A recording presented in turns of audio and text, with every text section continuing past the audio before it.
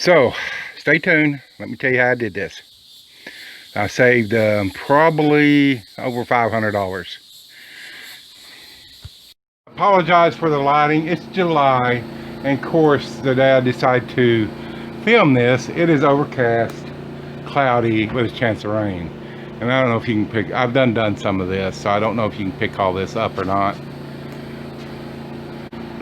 Yeah, let's choose one of these over here and I'll show you how to do it. Take your batt, you're going to place it in the bay. Now I like to make sure it's all the way to the top. But, you know, kind of, I might lightly scrunch it up there. Make sure my flanges are out over the studs. Make sure my insulation is, all of it is in. I'm not going to smash it in there. You'll see some installers do that because they don't care. They don't have to live there and pay these filthy bills. So, all the way top. I'm going to hit my flanges once. Check my insulation again.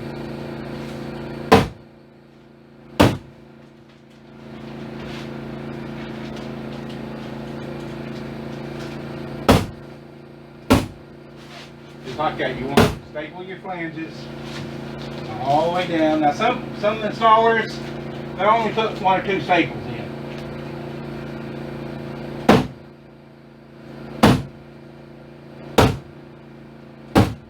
Now, one thing I forgot to mention real quick, when you're buying insulation, unless you have odd size spaces that you're going to insulate, make sure you don't get this.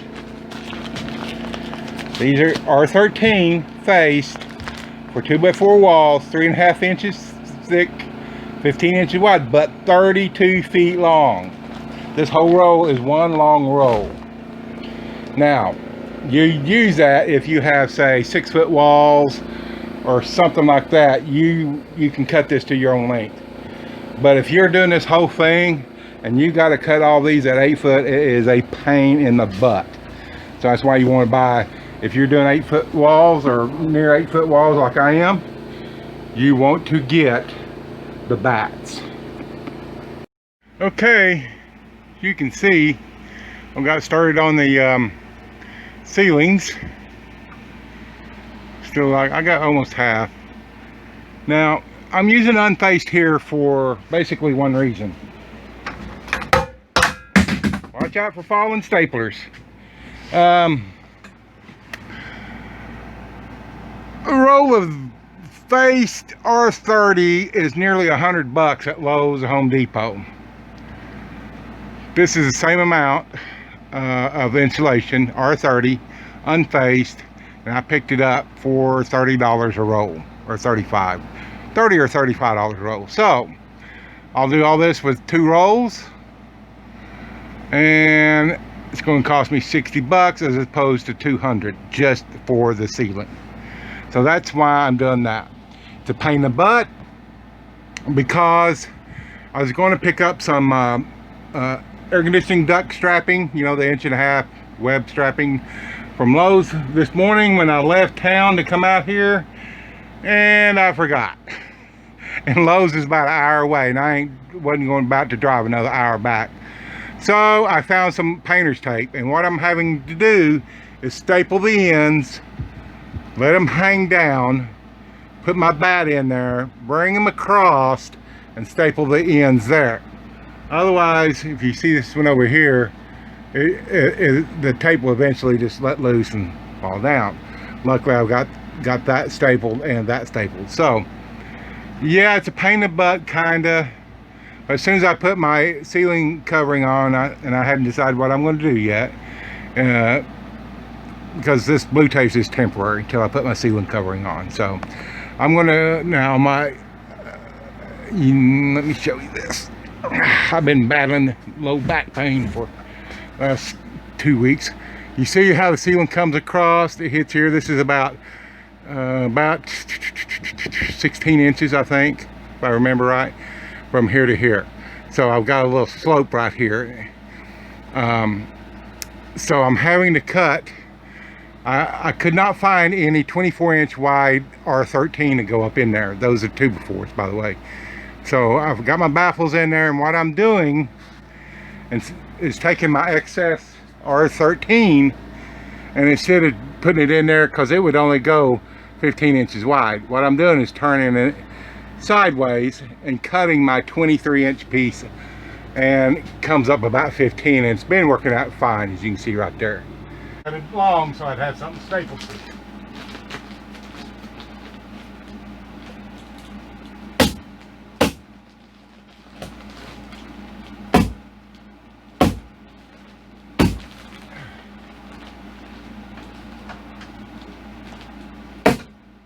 And a little tip about stapling, if you ain't done it before, just like anything else, you hit where you're looking. So if you're looking at your finger, you're going to get a staple in it. Hope y'all getting this. Apologize if you're not. Which if you're not, you'll probably never see it. And I'll stick it up there like that. Give her a couple staple whacks there.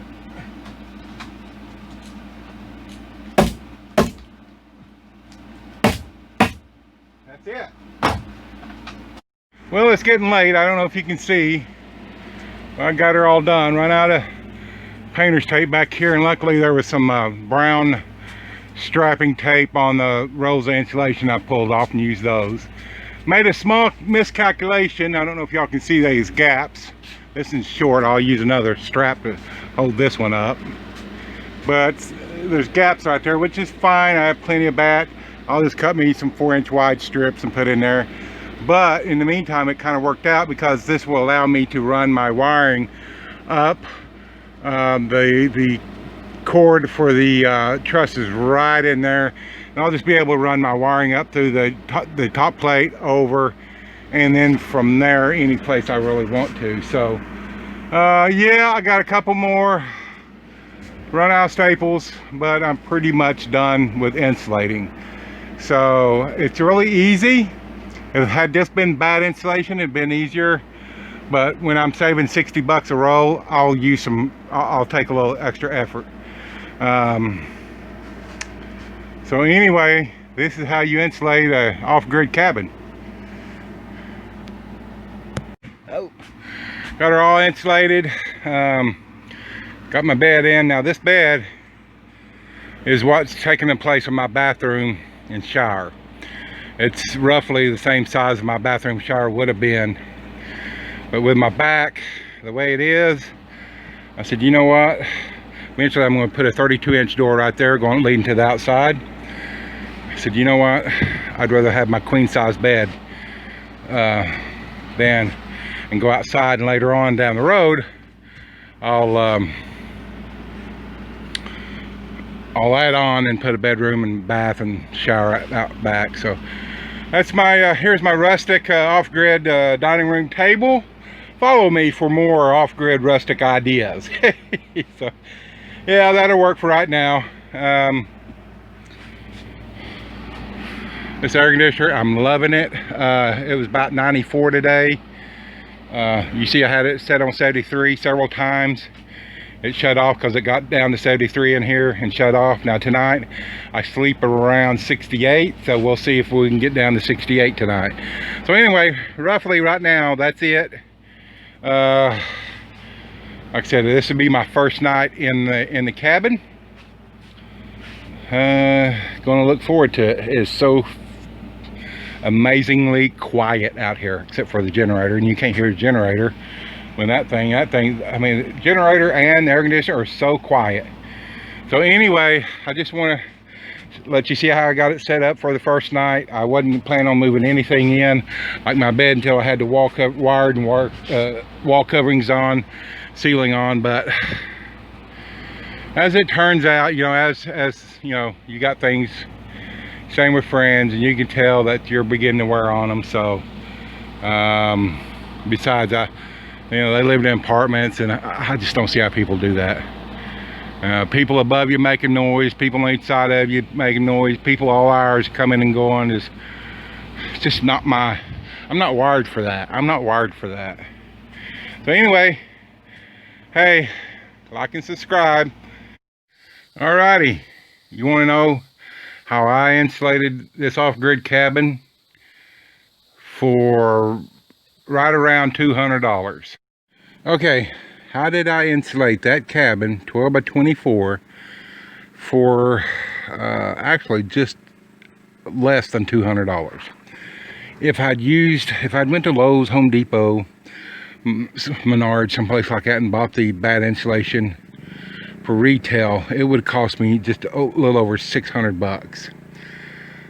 What I did, I started a month or so before I knew I was going to need it, and I started looking on Craigslist, Facebook Marketplace, and the first deal I scored off Facebook Marketplace was 3 rolls of R13 batt insulation, Owens Corning, as you'll see in there, for $20. Not $20 a roll, 3 of those rolls for $20. They had just completed a remodel. She wanted the insulation gone. She didn't want to take it back, blah, blah, blah. She was, does that sound fair? I said, I'm on my way. I got a couple other rolls for like $10 or $15 a roll, I think off Craigslist. It was older insulation the guy had in his barn, but it was still rolled up. It was still in the original package, rolled up. It was just old. Insulation don't care if it gets old, as long as it doesn't get wet. Then I found the bulk of I found all the R30 and probably about half of the R13 at a discount center, you know, the places that buy closeouts and stuff like that. Normally a roll of R13 Owens Corning at Lowe's in my area is around $35, $37 a roll. I got this stuff for $20 a roll at this, and it's same thing. Still in plastic wrapper, had to cut plastic wrapper, you know, all that stuff. The R30, as you'll see, is unfaced. I used in the ceiling, and I paid $35 a roll for that. So I ended up with an extra bag of I bought an R11 bag someplace for $30. I think I bought it off Craigslist. Ended up not using that, and then I had another roll, a long continuous roll of R13 that I didn't use. So that's about $55 right there, those 2 rolls. So I had $250 in it, so about $195. That is how I insulated. Just the bargains are out there. You got to look for them.